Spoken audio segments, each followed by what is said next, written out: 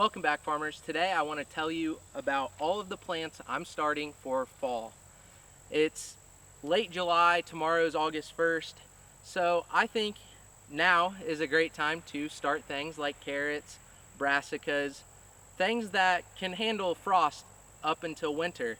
So without further ado, I'm going to tell you what plants I'm starting right now to be able to harvest in late fall. So behind me might look like a bare bed, which it kind of is, but not really. There's seeds that I just planted, which are right here. I'm going to go through those and explain which ones that I'm going to be growing. But this bed should be popping here in about 3 or 4 weeks, so I'm excited for that. First, we're going to start off with the different types of carrots that I'm growing. Number one is the Uzbek golden carrot. Baker Creek says that this is a sunny yellow carrot that is from Uzbekistan and is popular across Central Asia. They say it has a broad taproot and it is easy to grow in a range of soils. So if you don't have very sandy soil for carrots, this one might be the one for you. The second carrot that I'm planting is the Parisian carrot, which is this short little stubby carrot, and it almost looks like a radish. I've heard very good things about this carrot, and apparently it's really sweet, and if you sell it at a farmer's market, it usually sells out pretty quickly. And then the final carrot that I'll be growing is the coral carrot. This is more like a traditional carrot you see at the grocery store, and it looks like a pretty good carrot. It takes 75 days to grow until full maturity, and apparently it can get up to 8 to 9 inches long and will grow in heavier soils. So just like the Uzbek Gold, this one might be one you want to consider if you don't have that sandy of soil. Also, the two seed companies that I usually buy from are Baker's Creek and Burpee. I usually stay within those two companies because I just can't complain about either of the products that they send. I've bought plenty of seeds from Burpee and Baker Creek, and both companies just do a great job of quality. And I've never planted something and it's matured and I'm like, wow, that's not even close to what I wanted to grow. There's been a few places where I have bought pepper seeds in particular, where you get the seeds and then when they grow to full maturity, it's like, this isn't even close to the pepper that I wanted. I don't know if it's because it gets cross-pollinated or if they just don't care. So I usually stick to Baker Creek and Burpee. I figured I'd let you guys know since most of these packets are from those two companies. So on to some of the ones that I have in mounds. I don't know if you can tell the mounded up areas apart from the beds back there, but I have 8 mounded up hills, and I have one crop for every 2 hills. One of those crops that I'm growing in one of the mounds is the Brussel sprout. It is called the Green Gem Hybrid, and apparently these sprouts can get up to 1.5 inches. So that's a pretty big Brussels sprout, and it only takes 85 to 95 days after transplanting in order to harvest those. I don't know if you've seen how Brussels sprouts grow. I'll put a picture of it. It's crazy how the different types of brassicas are meant to grow in different ways. The second brassica that I'll be growing in one of the mounds is the Napa Cabbage. This might not be one that you want to grow because you can find it in the grocery store so easily. I love making gyoza, so I figured I would try and grow some myself and make some gyoza out of a Napa Cabbage that I grew myself. The third brassica is Romanesco broccoli. I'm going to have to put another picture up here because this broccoli looks really cool, and apparently it's an heirloom, so it's been passed down for generations. And it's really something I've been looking into growing. When I first started out gardening, I didn't realize that, you know, some of these plants are better in cool weather and some are better in warm weather. I thought you could plant everything all the time. So when I found out these had to be in cool weather, I was kind of bummed about it, but it's almost fall and I'm gonna get my chance to grow these, and I'm very excited. And then the last brassica I'm gonna be growing is the early Jersey Wakefield. This seems to be a cabbage that everybody loves. I've seen so many people raving about how well it does and how tasty it is. This plant can produce up to 7-inch tall heads, so I'm excited for that, and I have a couple of them growing with everything else out there. So on to the radishes. I planted quite a few different types of radishes, and I love the taste of radishes. Some people think they're too spicy. I personally enjoy them, so I kind of went overboard on the radishes this year. One that really piqued my interest was the Chinese red meat radish. I mean, when I'm on Baker's Creek website, they push this right in your face. They're like, hey, take a look at this one. and I did because it looks really cool. The root of this thing can get up to 4 inches, and it has that beautiful red center, so how could I not grow this one?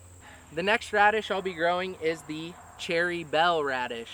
This is a packet of seeds that I found in a drawer in the house, and I think it's been in there for a long time, so hopefully they even germinate, but it's just your standard red radish.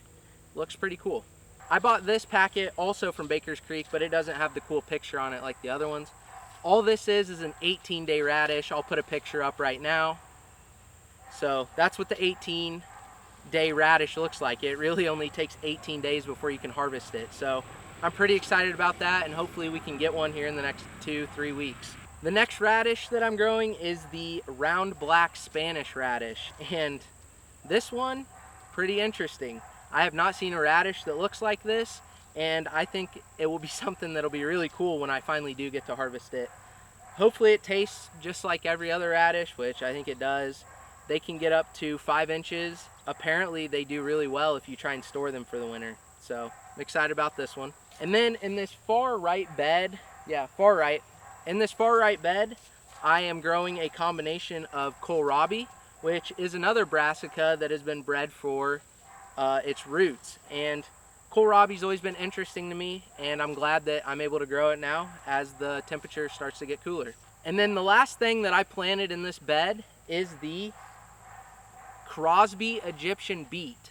It is in the same bed as the Kholrabi, so I split it in half and I put the beets in one half, the Kholrabi in the other. And this one just looks really cool. I love how sweet beets are. My grandma makes a fantastic pickled beet with eggs, or pickled eggs with beets, however you say it, but she's made it before, and I tell you what, if these taste good, that recipe that she makes is going to be even better, because there's just nothing like growing your own vegetables. They taste way better, and that's fact. I've never tasted a grocery store vegetable that has tasted as good as something from your own garden. So this is the last thing I planted in the bed. Hopefully all these germinate. I'm really excited, and I'm going to try and keep the beds nice and moist through the next couple weeks to get those plants started. I think that'll be it for the video. I just wanted to show everybody what I'm growing in this new bed that I created. If you want to know how I created this bed, that will be the next video that you're going to see on Thursday. This should be posted on a Monday. Thursday, you should be able to see how I created this bed behind me. It was a mission. I tell you what, it wasn't easy, but here we are, 48 hours later. I started with grass, and it is now a full functioning garden bed. So if you're interested in that, please watch that on Thursday. So I think that'll be it for the video. If you have not subscribed, do that. I really appreciate it, and I love making this content for you guys.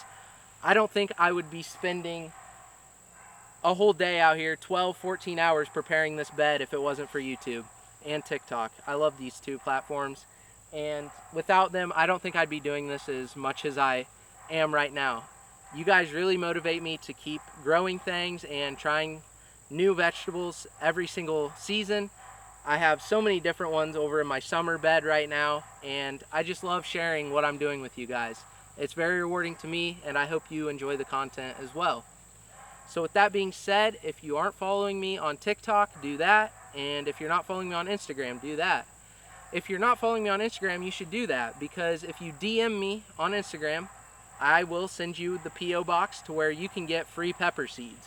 I have a very rare variety called the Kungstar White Thai, and I've been giving the seeds away. It's such a cool pepper, and I don't want you to miss out on that. So follow me on Instagram, DM me, I'll send you that information, and you can get some free seeds. And last but not least, follow me on TikTok. I just hit 90K on TikTok. I want to hit 100K by the end of the year. Hopefully I can do that. But yeah, thanks for watching. I hope this bed works out. If not, we'll adjust. I also plan on putting some peas in this bed as well. I'm going to build a trellis system behind these posts because that's going to be fenced. You'll see that in the video on Thursday. But I'm also going to be adding peas. I also have a few other varieties of cabbage and lettuce that I'm going to be putting in the garden. So I am starting these from seed, but there's some other projects to where if the seeds don't work out, we'll we got some other stuff to grow. Thanks for watching. I've been rambling way too long. I hope your plants are growing just as well as mine.